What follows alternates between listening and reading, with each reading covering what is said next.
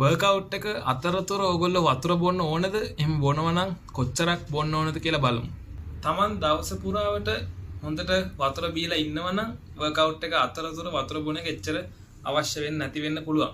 හැබැයි ඕගොල්ලෝ දවස් ඇතුළත හරියට වෝටර් ඉන්ටේක් එකක් නැත්නම් ඔයාලට වර්කවුට් එක අතරතුර වතුර බොන එක අවශ්‍ය වෙන්න පුළුවන්. කොහොම වුණත් Taman වර්කවුට් එක අතරතුර වතුර බොනවා නම් කොච්චරක් බොන්නද කියලා බලනවා නම් පොඩි ප්‍රමාණයක් බොන්න. ඒ බොන වෙලාවට පොඩි ප්‍රමාණයක් කියන්නේ කොච්චරක් වගේද?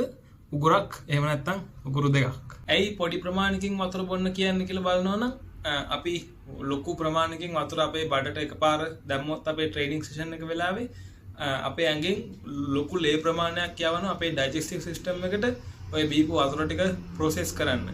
එතකොට අපේ ට්‍රේනින් වෙලාවේදී අපේ මසල්ස් වල තියෙන්න ඕන ලේ ටික තියෙන ඩයිජෙස්ටිව් සිස්ටම් එකේ. එතකොට අපේ පම්ප් එක බහිනවා. ඒත් එක්කම අපේ ට්‍රේනින් පර්ෆෝමන්ස් අඩාල වෙන්න chance එකක් තියෙනවා.